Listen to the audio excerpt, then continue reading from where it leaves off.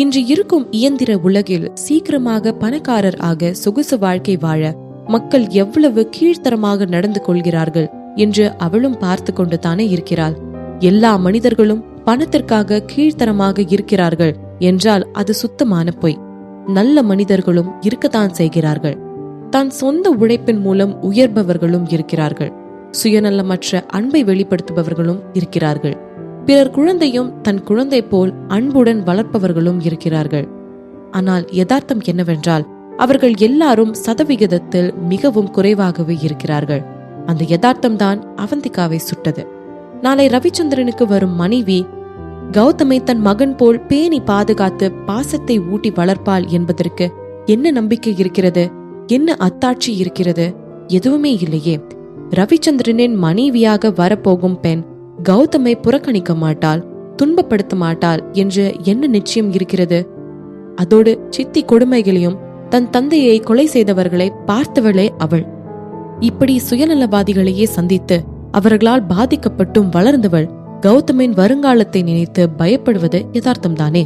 நாளை ரவிக்கு இன்னொரு பெண்ணோடு திருமணம் நடந்தாலும் கௌதம் சந்திரன் தான் ரவிச்சந்திரனின் மூத்த மகன் என்பதை யாராலும் மாற்ற முடியாது.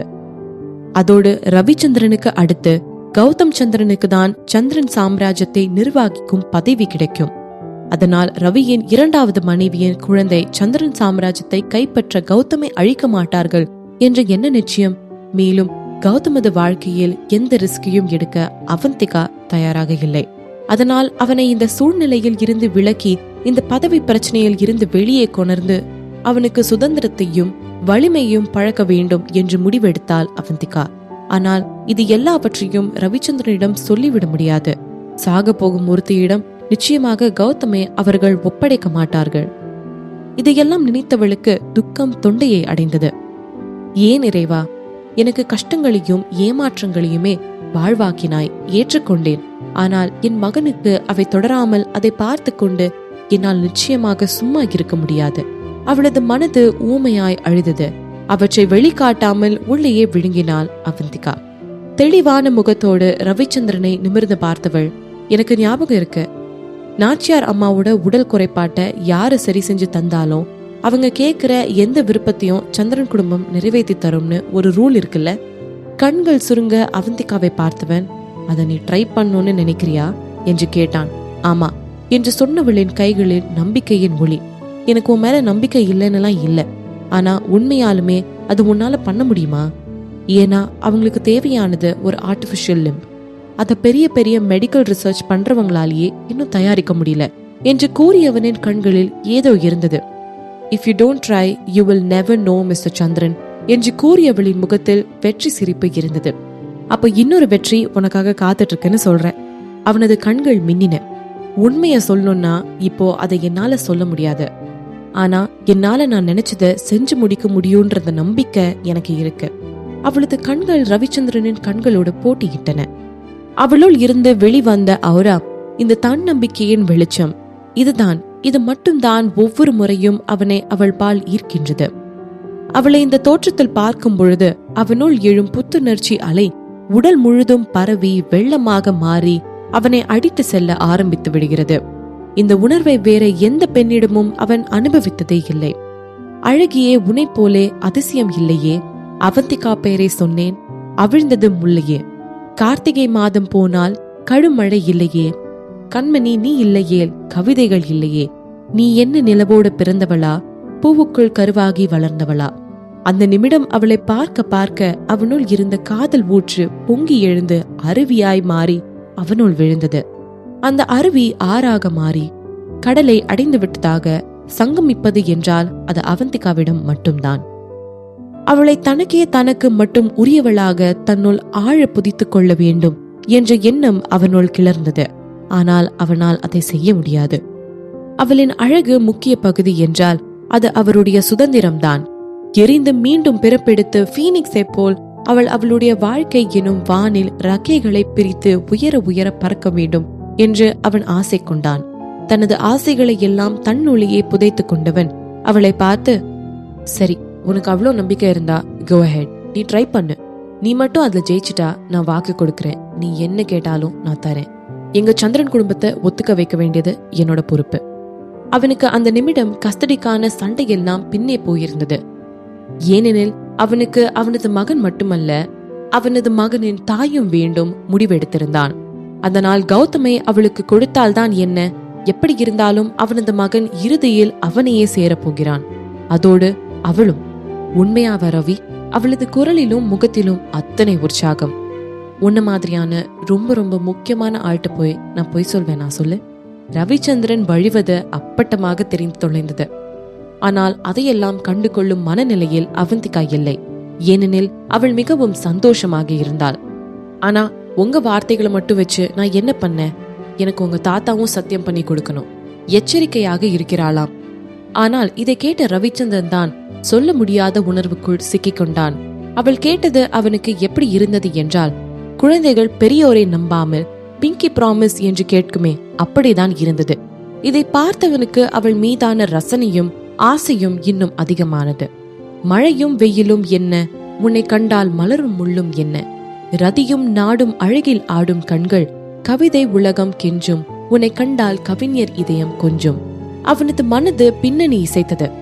அவளது முகத்தில் அலை அலையாய் வந்து விழுந்த கேசத்தை ஒதுக்க பரபரத்த கைகளை அடக்கியவன் விரித்த புன்னகையுடன், நீ அதை பத்தி எதுவும் கவலைப்படாத, ஏன்னா தாத்தா பாட்டிக்காக என்ன வேணும்னாலும் செய்வாரு. அவ்வளோ லவ் அவங்க மேல. உனக்கு இன்னும் டவுட் இருந்துச்சுன்னா ஏன் அவர்கிட்டயே போய் நம்ம உறுதிப்படுத்திக்க கூடாது? மீண்டும் அவளை இழுத்துக்கொண்டு ராஜச்சந்திரனின் முன் போய் நின்றான். அவள் கூறியதை கேட்ட ராஜச்சந்திரனின் கண்களில் ஆச்சரியமும் சந்தேகமும் ஒரு சேர குடியேறின. உன்னால கண்டிப்பா இதை பண்ண முடியுமா என்று கேட்டார். எனக்கு 80% நம்பிக்கை இருக்கு, இதுல சக்சஸ் ஆகும்னு. அவள் என்னவோ உண்மையை தான் கூறினாள். கேட்ட ராஜச்சந்திரனின் முகம் போன போக்கை தான் பார்க்க சகிக்கவில்லை. வெறும் 80%? சீறினார் ராஜச்சந்திரன். சரி, அப்ப நான் உங்களுக்கு என்ன ப்ரூவ் பண்ணி காமிப்பேன், உறுதியோடு சொன்னாள் அவந்திகா. இந்த வார்த்தைகளை கேட்ட ராஜச்சந்திரன் அவந்திகாவை உற்று பார்த்தார். இத்தனை வருட வாழ்க்கையில் அவர் பல்லாயிரம் மனிதர்களை கடந்து வந்திருந்தார். மனிதர்களை படிக்க பழகியிருந்தார். அவருக்கு என்னமோ அவந்திகா ஏதோ வாய்க்கு வந்ததை உளறுவது போல் நிச்சயமாக தோன்றவில்லை. ஆனாலும் அவள் அந்த வேலையை செய்து முடிப்பாள் என்ற நம்பிக்கை அவருக்கு வர மறுத்தது. அதற்கு வலுவான காரணம் இருந்தது. இத்தனை வருடங்களாக எண்ணிக்கையில் அடங்காத பணத்தை, இந்த தொழில்நுட்பத்தை கண்டுபிடிக்க சந்திரன் குடும்பம் செலவு செய்திருந்தது. ஆனாலும் பதில் என்னமோ பூஜ்யம்தான். தாத்தா, நீங்க ஏன் இவளுக்கு ஒரு வாய்ப்பு கொடுத்து பார்க்க கூடாது என்று நிறுத்தியவன், அதோட எனக்கு இவன் மேல நம்பிக்கை இருக்கு தாத்தா என்றான். உனக்கு இவன் மேல அவ்வளோ நம்பிக்கை இருக்கா? அவருக்கு ஆச்சரியமாக இருந்தது. ஏனெனில் ரவிச்சந்திரன் அவ்வளவு சீக்கிரம் எல்லாம் யாரையும் முழுவதுமாக நம்பிவிட மாட்டான். கண்டிப்பா தாத்தா, நொடியும் தாமதிக்காமல் சொன்னான் ரவிச்சந்திரன். அவன் அவளுக்கு சப்போர்ட் செய்ய வேண்டும் என்றெல்லாம் இதை சொல்லவில்லை. உண்மையிலுமே அவனுக்கு அவந்திகா மீது அளவற்ற நம்பிக்கை இருந்தது. தனது பேரனே சொன்ன பிறகு அவந்திகாவிற்கு ஒரு வாய்ப்பை அளித்து பார்க்கலாம் என்று முடிவிற்கு வந்துவிட்டார் ராஜச்சந்திரன். சரிமா பொண்ணு, இதை மட்டும் நீ செஞ்சு முடிச்சிட்டேன்னா நீ கேக்குறத நான் தந்துடுறேன். ஆனா ஒருவேளை நீ தோத்துட்டா கௌதமை இனிமே என்னைக்குமே கேட்கவும் கூடாது, பார்க்கவும் கூடாது. சரி, நான் ஒத்துக்கிறேன் என்று சிறு தடுமாற்றமும் இல்லாமல் அவந்திகா கூற, இதை பார்த்த ராஜச்சந்திரனுமே புருவம் உயர்த்தினார். தோற்றுவிட்டால் அவளுக்கு வேண்டிய அவளது மகனை என்றுமே திரும்பி கேட்க கூடாது, பார்க்கவும் கூடாது என்று கூறியும் நொடியும் தாமதிக்காமல் ஒத்துக்கொண்டாலே என்ற ஆச்சரியம் அவருள். அவளது இந்த செய் அல்லது செத்துமடி ஆட்டிடியூட் அவருக்கு பிடித்திருந்தது. காரணமே தெரியாமல் அவன் நிச்சயம் இதில் வெற்றி பெற வேண்டும் என்று அவள் ஆசைப்பட்டார். ஒருவேளை இதில் அவந்திகா வெற்றி பெற்றுவிட்டால் அவளை மீண்டும் ரவிக்கு மனம் முடித்து சந்திரன் குடும்பத்துக்கு மருமகளாக்கி கொள்ள வேண்டும் என்று முடிவுக்கு வந்துவிட்டார் ராஜச்சந்திரன். அப்படி செய்தால் மட்டும்தானே கௌதம் அவந்திகா இருவரையுமே தங்களோடு வைத்துக் கொள்ள முடியும். அதான். மறுபக்கம் ரவிச்சந்திரனும் இதே திட்டத்தோடு தான் இருந்தான். அவனுக்கு அவனது மகன் வேண்டும், அவந்திகாவும் வேண்டும். இந்த திட்டங்களை எல்லாம் பற்றி அவந்திகா அறிந்திருக்கவில்லை. இவை தெரிய வந்தாலும் அவள் ஒரு தோல் குலுக்கோடு இவற்றை புறம் தள்ளிவிடுவாள் என்பது வேறு விஷயம். மறுமணத்திற்கு அவள் ஒத்துக்கொள்ளாவிட்டால் அவர்களாலும் வற்புறுத்த முடியாது. அவந்திகா செயற்கை மனித கை தயாரிக்க போகும் விஷயம் காற்றோடு பறந்து சென்று நாச்சியாரின் காதுகளில் விழுந்தது. என்ன சொன்ன? அவந்திகா நாச்சியார் அம்மாக்கு தேவைப்படுறத செஞ்சு தர போறாளா என்று கேட்ட சௌடாம்பிகாவின் முகத்தில் குழப்ப ரேகைகள் கோலமிட்டன. ஆமா மேடம், பெரிய ஐயாவும் சின்ன ஐயாவும் கூட அவங்களுக்கு ஒரு வாய்ப்பு தரலான்னு முடிவு பண்ணிட்டாங்க. அந்த பணிப்பெண் விளக்கினாள். இந்த அவந்திகா என்ன நினைச்சிட்டு இருக்கா? இதெல்லாம் என்ன சாதாரண விஷயம்னு நினைச்சிட்டு இருக்காளா? ஹே! சௌடம்பிகாவின் முகத்தில் எள்ளல் சிரிப்பு. அதோட அவங்க ஒரே மாசத்துல இந்த வேலையை முடிச்சு தர்றதா சொல்லிருக்காங்க மேடம் என்று அந்த பணிப்பெண் கூற, சௌடம்பிகாவின் முகத்தில் இருந்த முறுவல் இருந்த இடம் தெரியாமல் காணாமல் போய் அவளது முகத்தில் அப்பட்டமான அதிர்ச்சி தெரிந்தது. அவளுக்கு அருகில் அமர்ந்திருந்த நாச்சியார் அம்மாக்கே கூட அவர் பார்த்து கொண்டிருந்த ஓவியத்தில் இருந்து கண்களை அகற்றி, அந்த பொண்ணுக்கு அவ்வளவு நம்பிக்கை இருக்கா என்று கேட்டார். ஆமா மேடம் என்றாள் அந்த பெண். நாச்சியார் அம்மா, அந்த பொண்ணுக்கு பைத்தியம் தான் பிடிச்சிருக்கோன்னு நினைக்கிறேன். அந்த டெக்னாலஜியை கண்டுபிடிக்கிறது ஒரு பக்கம் இருக்கட்டும், அந்த ஆர்டிபிஷியல் லிம்ப் தயாரிக்கவே அவளுக்கு ஒரு மாசம் பத்தாது. சௌடம்பிகாவின் குரலில் அத்தனை கடுப்பு இருந்தது. அவள் அவந்திகாவை சுத்தமாக நம்ப முடியாததற்கு ஒரு காரணம் இருந்தது. பல வருடங்களாக சந்திரன் குடும்பம் செயற்கை மனித கையை தயாரிக்க பல கோடிக்கணக்கான ரூபாய்களை செலவு செய்து கொண்டிருந்தார்கள். அந்த துறையிலேயே சிறந்தவர்களால் கூட இதில் வெற்றி காண முடியாத பொழுது, இந்த துறையை பற்றி எதுவுமே தெரியாத அந்த அவந்திகாவால் இதை எப்படி சாதிக்க முடியும், அதுவும் ஒரே மாதத்தில் என்பதே அவளது எண்ணம். அதோடு இந்த தொழில்நுட்பத்தை தயாரிக்க கணினிகளிலும் புரோகிராமிங்களிலும் ஆழ்ந்த அறிவு இருக்க வேண்டும். மறுபக்கம் நாச்சியார் அம்மாவின் முகத்திலும் அவந்திகா மீதான எந்த நம்பிக்கையும் தென்படவில்லை. ஆனால் அவரது அந்த ஆசை காலப்போக்கில் கலைந்து போய்விடவில்லை. இன்னும் ஆழமாக அவருள் இறங்கிக் கொண்டிருந்தது. தன்னுடைய முழுமையான தோற்றத்தோடு தன்னை பார்க்க வேண்டும் என்று, தான் இறப்பதற்கு முன் தான் முழுமையாகிவிட்டால் தான் நிம்மதியாக கண்ணை மூடுவேன் என்றே அவர் நினைத்து கொண்டிருந்தார். தனது வலது புறத்தை குனிந்து பார்த்தார். அவரது வலது கை இல்லாதது அவரது வாழ்வின் மிகப்பெரிய சோகமாகவும் மனதில் மிகப்பெரிய வடுவாகவும் தங்கிவிட்டது. அவர் மனதில் இருக்கும் இந்த தழும்பு மட்டும் மறையவில்லை என்றால் அந்த வேதனை அவர் சாகும் வரை அவ்வாறே விட்டு அகலாது. அதனால் அவர் எந்த ஒரு சிறு நம்பிக்கையோ சிறு முயற்சிக்கோ கூட வீணடிக்க விரும்பவில்லை. அவர் ட்ரை பண்ணட்டும், அவ மட்டும் அதை செஞ்சு முடிச்சிட்டானா அவ என்ன வேணும்னாலும் கேட்கட்டும், அதை என்னால செய்ய முடியும்னா நான் அவ கேட்கறத தரேன். இதை கேட்ட சௌடம்பிகாவின் இதயம் ஒரு நிமிடம் நின்று துடிக்க ஆரம்பித்தது. இல்ல தேவையில்லாம அவளுக்கு போய் பயப்படாத சௌடம்பிகா, அவளால் இதை கண்டிப்பா செஞ்சு முடிக்க முடியாது என்று மனதினுள்ளே சொல்லிக் கொண்டாள். நாச்சியார் கூறிய விஷயம் அதே வேகத்தில் ஹாலை அடைந்தது. இது அவந்திகா எதிர்பார்த்ததுதான். அவந்திகாவை பொறுத்து பார்த்த ராஜச்சந்திரன், இப்போ நீ அவ மனசுல நம்பிக்கையும் விதைச்சிட்ட, அதனால எங்க நம்பிக்கைய பாழாக்கணும்னு நினைச்சு கூட பாத்துறாத பொண்ணு. அப்புறம் உன் பையனை மட்டும் பார்க்க முடியாம போகாது, இந்த ஊர்லயே உன்னால வாழ முடியாத மாதிரி பண்ணிருவேன் என்று மிரட்டினார். இதை கேட்ட அவந்திகாவிற்கு பயமோ கவலையோ துளி கூட எழவில்லை. மாறாக ராஜச்சந்திரன் நாச்சியாரை எவ்வளவு ஆத்மார்த்தமாக நேசிக்கிறார் என்று புரிந்து கொண்டாள். அதோடு நிச்சயம் அவர்கள் கொடுத்த வாக்கை நிறைவேற்றுவார்கள் என்று உறுதியும் அவர்களுக்கு கிடைத்தது. என்னால ஒரு விஷயத்த பண்ண முடியும்னு முழு நம்பிக்கை வர வரையும் நான் அதை பண்றேன்னு வாக்கு கூட கொடுக்க மாட்டேன். அதோட நான் என்னைக்கும் கொடுத்த வாக்க கண்டிப்பா பொய்யாக்க மாட்டேன், நிதானமாக கூறினாள் அவந்திகா. இப்போ நான் என்னோட பையனை பார்க்கலாமா? வேலையை ஆரம்பிக்கிறதுக்கு முன்னாடி அவனை பார்க்கணும்னு ஆசைப்படுறேன். இதை கேட்டவர் முகத்தை கோணிக்கொண்டாலும் கௌதமை அழைத்து வரும்படி பணிப்பெண்ணை அனுப்பினார். சந்திரன் குடும்பத்தின் தலைவரிடம் பேசும்போது கூட வராத நடுக்கம் அவளது பையனை பார்க்க போகிறோம் என்ற பொழுது அவளுள் எழுந்தது. அவள் அதை அவனின் உடல் மொழியில் வெளிப்படுத்தவில்லை என்றாலும் அருகே இருந்த ரவிச்சந்திரனால் அதை புரிந்து கொள்ள முடிந்தது. அவளது மூச்சு இயல்பை விட வேகமாக வெளியேறுவதை அவனால் உணர முடிந்தது. அவளை ஆழ்ந்து பார்த்தான். மீண்டும் அவனது மனதினுள் உணர்ச்சி கலைகள் பின்னி பிணைய ஆரம்பித்தன. அவற்றில் அவனுள் அதிகப்படியாக வியாபித்தது பொறாமை உணர்வு. ஆம், பொறாமைதான். கௌதம் மேல் உண்டான பொறாமை. அவந்திகாவிடம் அவனுக்கு கிடைக்கும் மதிப்பு, அவளுடைய காதல், அன்பு, பாசம் முழுக்க அவனுக்கு மட்டும் வாய்க்க பெற்றிருக்கானே என் மகன். வேணும்னா பாடுறா கௌதம், ஒரு நாள் உங்க அம்மாவோட கண்ணுல என் மேல காதல பாப்ப. மனதினுள்ளே மகனுக்கு சவால் விட்டு கொண்டான். என் ஜீவன் நீதானே என தோன்றும் நேரம் இதுதானே. நீ இல்லை இல்லை என்றாலே என் நெஞ்சம் தாங்காதே. அவனது மனது பின்னணி இசைத்தது. இதையெல்லாம் நினைத்தவன் உள்ளுர சிரித்துக் கொண்டான். சிறிது நேரத்திலேயே கௌதம் ஹாலுக்கு கூட்டி வரப்பட்டான். அவனது உடையின் நேர்த்தியையும் அவன் வெளிப்படுத்திய ஒழுக்கத்தையும் பார்க்க ஒரு இளவரசன் போல் காட்சியளித்தான் கௌதம் சந்திரன். அவனுக்கு அவந்திகாவின் அழுத்தமான கருநிற கண்கள் இருந்தன. மூக்கும் முகத்தின் வடிவமைப்பிலும் ரவிச்சந்திரனை கொண்டு பிறந்து இருந்தான். அவனது பெற்றோரிடம் இருந்த சிறப்பம்சங்களை ஒருங்க பெற்றிருந்தான் கௌதம் சந்திரன். தான் பார்த்த ஆண் பிள்ளைகளிலேயே கௌதம் தான் மிகவும் அழகானவன் என்று நினைத்தாள் அவந்திகா. அவனது முகத்தை பார்த்ததுமே தன் மொத்த வாழ்க்கையுமே அவனுக்காக அழிக்க கூட தோன்றியது அவந்திகாவிற்கு. அவனை பார்க்கவே ஏன் ராஜச்சந்திரன் கௌதமை கேட்டவுடன் வானுக்கும் பூமிக்கும் குதித்தார் என்று அவளுக்கு புரிந்தது. ஏனெனில் என் மகன் விலை மதிப்பற்ற பொக்கிஷம் நவிழ்ந்தது அவளது உள்ளம். தன்னை அறியாமலேயே அவந்திகாவின் கால்கள் கௌதமை நோக்கி நடந்தன. அவன் முன் வந்ததும் மண்டியிட்டு அமர்ந்தவள், கௌதம் கண்ணா, உன்னை இத்தனை நாளா காக்க வச்சதுக்கு அம்மாவை மன்னிச்சிருடா. அவளது குரல் தழும்பியது. அவந்திகாவும் ரவியும் அவர்களின் பழைய பங்களாவை விட்டு கிளம்பிய போது அந்தி சாய்ந்திருந்தது. ரவிச்சந்திரனின் நெடிய தோற்றத்தை தொடர்ந்து அவள் வெளியே வந்து கொண்டிருந்தாள்.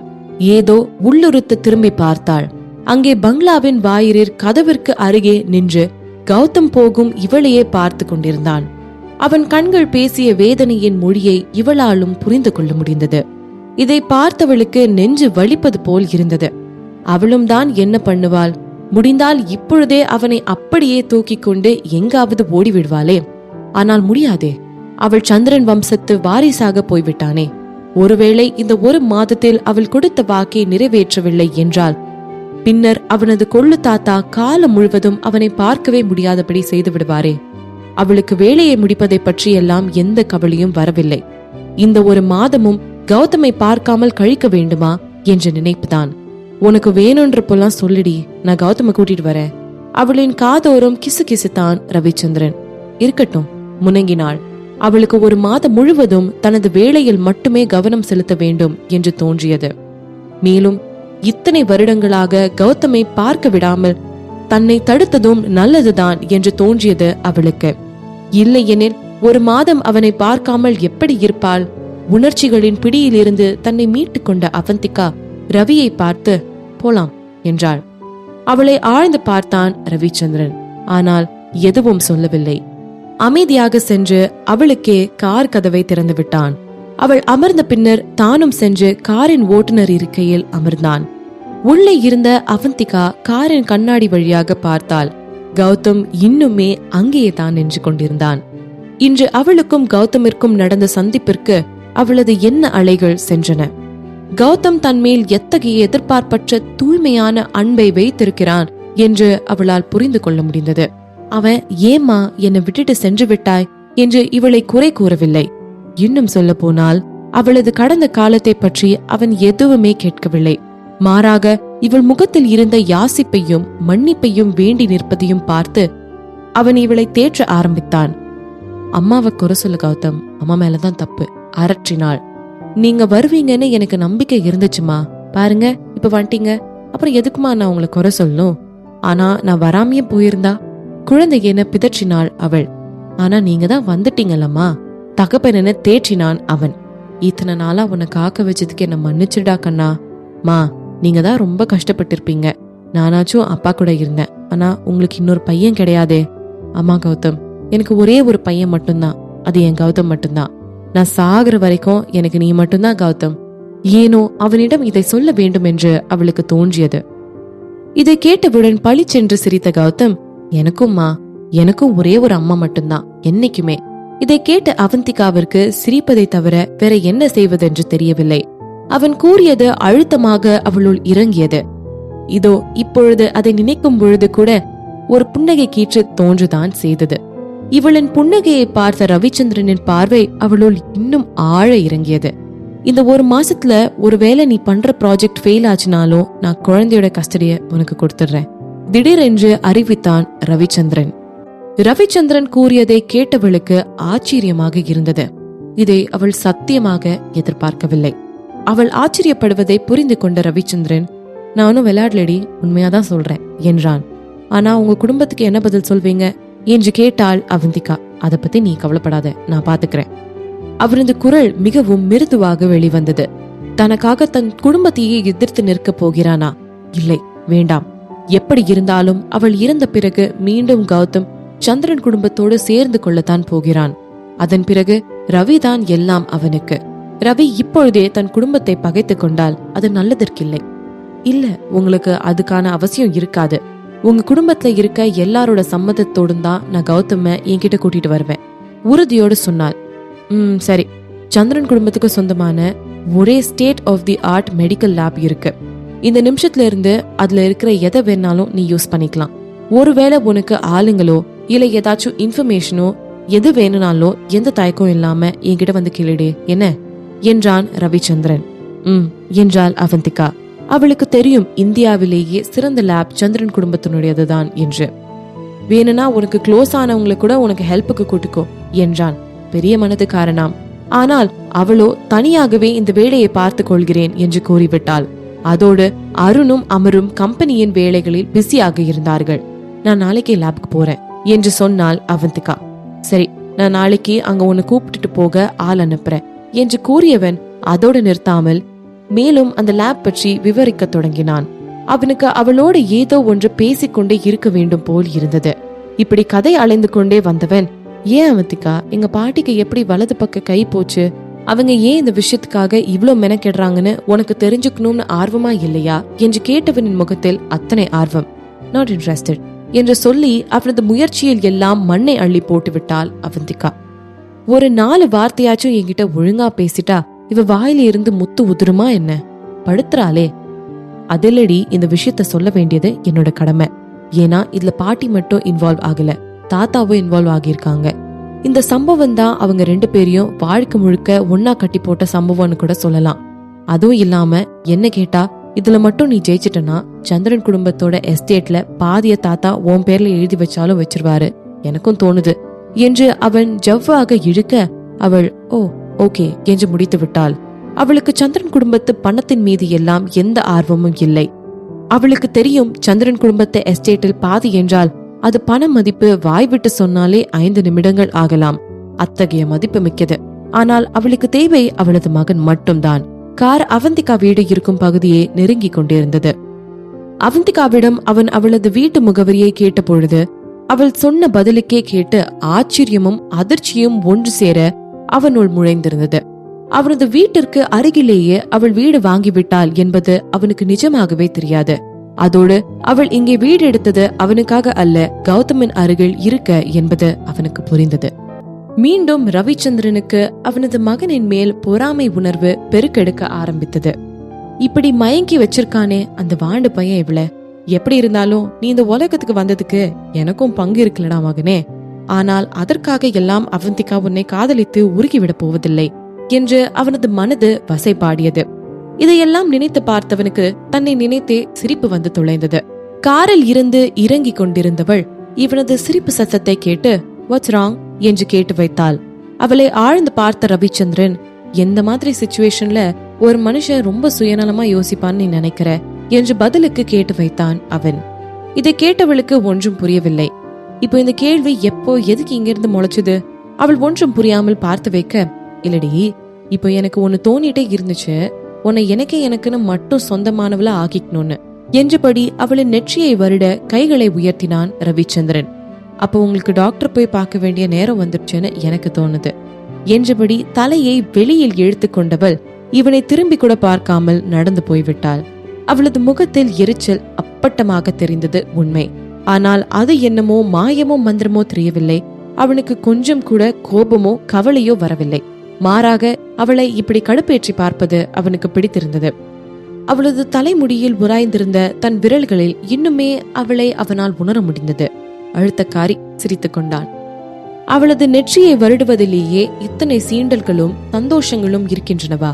அப்போ அவளை கட்டி அணைத்தால், முத்தம் கொடுத்தால், அவை எல்லாவற்றையும் இப்பொழுதே அனுபவிக்க வேண்டும் என்று அவளது காதல் கொண்ட உள்ளம் பொம்மைக்கு அழும் குழந்தை என அடம்பிடித்தது. நீராக நான் இருந்தால் உன் நெத்தியில் நான் இறங்கி கூரான உன் நெஞ்சில் குதிச்சு அங்கு குடியிருப்பேன். ஆனா வீணா போனேனே கிளியே, ஆலங்கிளியே, குயிலே, ஏலங்குயிலே, அழகான ராட்சசியே, அடி நெஞ்சில் குதிக்கிறியே, அடிமனச அருவாமனையில் நறுக்கிறியே. அவனது மனது எப்பையும் போல் அதன் வேலையை செமத்தியாய் பார்த்து வைத்தது. அவன் நினைத்தால் எந்த பெண்ணுடன் வேண்டுமென்றாலும் எப்படி வேண்டுமென்றாலும் இருக்கலாம். அதற்கான அழகும் செல்வாக்கும் பணமும் அவனிடம் கொட்டி கிடந்தது. அவன் நினைத்த நொடி அவன் காலில் வந்து விழ பெண்களும் தயாராக இருந்தார்கள். அதனாலோ என்னவோ அவனுக்கு பெண்கள் மீது பெரிதாய் ஈடுபாடு இருந்ததே கிடையாது. ஆனால் இப்பொழுது ஒரு பெண்ணிடம் அவன் மனது மயங்கி இருப்பதை அவனால் தெள்ளத் தெளிவாக புரிந்து கொள்ள முடிந்தது. அதுவும் அந்த மயக்கம் மிகவும் அழகாகவும் அடர்த்தியாகவும் இருந்தது. அது எந்த அளவு என்றால் அவனுக்கு கணினி தொழில்நுட்பத்தின் மேல் இருக்கும் ஆசையை விட அவள் மேலான ஆசை அதிகமாக இருந்தது. அதே மயக்கத்தோடு அவன் வீட்டை நோக்கி காரை செலுத்தினான். அவன் காரை நிறுத்திவிட்டு வீட்டிற்குள் வர, ரவி என்று தான் அழுது வடிந்து வீங்கிய முகத்தோடு வந்து நின்றாள் பூர்ணிமா. ரவி, நீ நல்ல வேளை வீட்டுக்கு வந்துட்ட. பாருப்பா, பூர்ணிமா காலையில இருந்தே உனக்காகத்தான் வெயிட் பண்ணிட்டு இருக்கா. சொன்னா நம்ப மாட்ட, நீ போனதுல இருந்து அவ அழுதுட்டே தான் இருக்கா என்றார் சுலோச்சனா. ரவி, நீங்க காலையில சொன்னது எல்லாம் சீரியஸா தான் சொன்னீங்களா? பிளீஸ் ரவி, எனக்கு இவ்ளோ கடுமை காமிக்காதீங்க. நான் ஒத்துக்கிறேன், நான் செஞ்சது தப்புதான். அதுக்கு நீங்க என்ன தண்டனை கொடுத்தாலும் நான் ஏத்துக்கிறேன் ரவி. ஆனா பிளீஸ் ரவி, பிளீஸ் இப்படி மட்டும் பண்ணாதீங்க. அழுதே கரைந்தாள் பூர்ணிமா. பாரு ரவி, அந்த சம்பவம் நடந்தது பல வருஷங்களுக்கு முன்னாடி. தயவு செஞ்சு அவளை இதில் பிளேம் பண்ணாத. உனக்கு பிளேம் பண்ணுனா என்ன பண்ணு, இறைஞ்சித்தார் சுலோச்சனா. ரவி சாதாரணமாகவே எல்லா விஷயங்களுக்கும் பெரிதாக அழுத்துக் கொள்பவன் இல்லை. அதோடு எப்பொழுதுமே தன்னை சுற்றி உள்ளவர்களிடம் மிகவும் கருணையோடு தான் நடந்து கொள்வான். யாராவது ஏதாவது வேண்டும் என்று கேட்டால் ஒரே ஒரு தோல் குலுக்கல் தான் அந்த வேலை முடிந்துவிடும். அதனால் தங்கள் சோக முகத்தை காட்டி கண்டிப்பாக அவனது மனதை இன்று மாற்றியே தீர வேண்டும் என்று முடிவெடுத்துக் கொண்டு களம் இறங்கி இருந்தார்கள் பூர்ணிமாவும் சுலோச்சனாவும். ஆனால் அவர்களுக்கு தெரியாத ஒன்று என்னவென்றால், அவன் ஒரு தோல் குலுக்களோடு எல்லாவற்றையும் முடித்துக் கொள்வது அவனுக்கு அவற்றை எல்லாம் இழுத்தடிக்க எந்த ஒரு பெரிய ஈடுபாடும் இல்லாததினால்தான். இன்னும் தெளிவாக சொல்ல போனால் ஏதோ ஒரு அலட்சியத்தால் என்று சொல்லலாம். ஆனால் என்று அவன் ஒரு விஷயத்தில் அலட்சியம் காட்டாமல் கண் வைத்து விட்டானோ, அதன் பிறகு அவனது மனதை மாற்றுவது கடினம் மட்டுமல்ல, அது முடியாத காரியம் என்பது திண்ணம். அப்போ நான் என்ன சொன்னாலும் கேப்பியா? நிதானமாக கேட்டான் ரவிச்சந்திரன். அதுக்கு டிங்கு டிங்கு என்று மண்டையை ஆட்டியவள், அது என்ன விஷயமா இருந்தாலும் சரி ரவி, இங்க என்ன மன்னிச்சா மட்டும் எனக்கு போதும், மனப்பாடம் செய்து வைத்தது போல் ஒப்பித்தாள். அப்போ கல்யாணம் நின்னு போச்சுன்ற நிதர்சனத்தை புரிஞ்சுக்கிட்டு கிளம்பு இங்கிருந்து. அவனது குரல் உருமலாக வெளிவந்தது. இன்னும் நம்ம கல்யாணத்தை நிறுத்தணும்னு நீங்க நினைக்கிறீங்களா? வேணா ரவி, நீங்க அப்படி பண்ணக்கூடாது. நான் உங்களை விட்டு எங்கேயும் போக மாட்டேன், பிதர்ச்சினாள் அவள். நான் அப்படி பண்ணக்கூடாதுன்னு சொல்ல உனக்கு எந்த உரிமையோ தகுதியோ இல்ல என்று அவன் கூற, இதை கேட்ட அவளின் முகம் வெளுத்து விட்டது. அதோடு இனிமேல் இந்த வீட்டு பக்கம் வர்ற வேலை வச்சுக்காத. மாடி ஏறி போகும் முன் ஒரு அணுகுண்டை வீசிவிட்டு அவன் திரும்பி கூட பார்க்காமல் போய்விட்டான் ரவிச்சந்திரன். அவ்வளவுதானா? முடிந்து விட்டதா?